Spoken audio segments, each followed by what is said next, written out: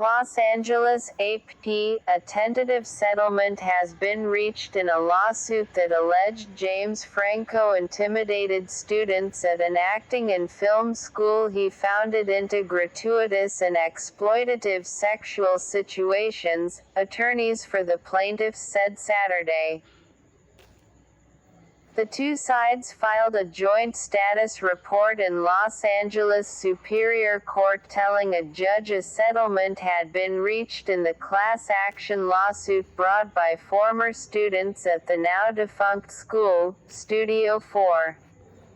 Though elements of the lawsuit may live on.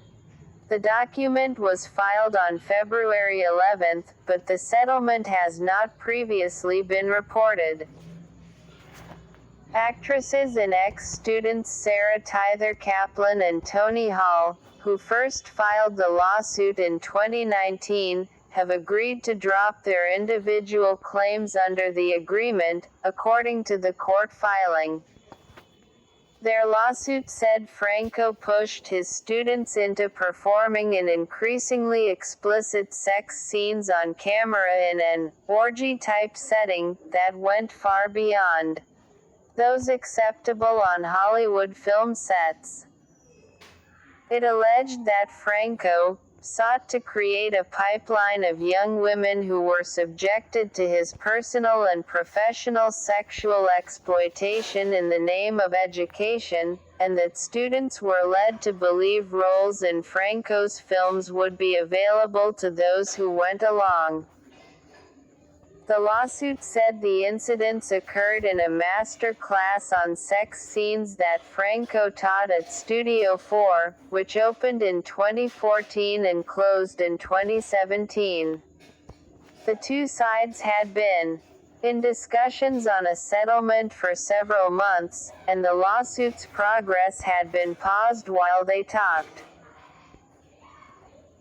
Plaintiffs' attorneys from the firm of Valley Kane and Vignini, LLP, confirmed the agreement in a statement to the Associated Press on Saturday night, adding that it will be further memorialized in a joint stipulation of settlement to be filed with the court at a later date, but giving no further comment or details.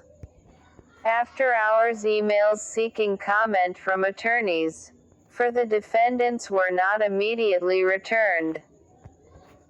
In a previous court filing, Franco's attorneys, while praising the #MeToo movement that helped inspire the lawsuit, called its claims false and inflammatory, legally baseless and brought as a class action with the obvious goal of grabbing as much publicity as possible for attention-hungry plaintiffs. They pointed out that Tither-Kaplan had previously expressed gratitude for the opportunity to work with Franco. The lawsuit also names Franco's production company Rabbit Bandini and his partners including Vince Jolivet and Jay Davis as defendants.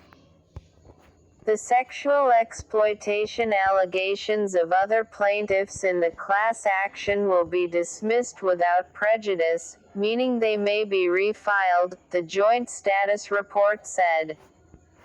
Fraud allegations brought by those plaintiffs will be subjected to limited release, the document says, without further details or explanation.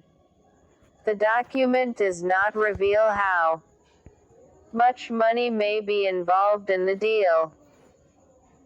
Before filing the lawsuit, Tither-Kaplan aired her allegations of sexual misconduct against Franco along with other women in the Los Angeles Times after Franco won a Golden Globe Award for The Disaster Artist in early 2018, when the wave of the #MeToo movement was sweeping across Hollywood. In a subsequent interview on The Late Show with Stephen Colbert, Franco called the sexual misconduct stories about him inaccurate, but said, "If I've done something wrong, I will fix it. I have to."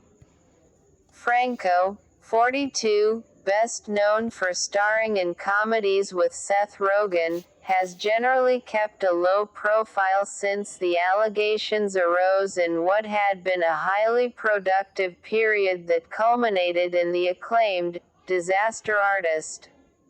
Like, share and subscribe my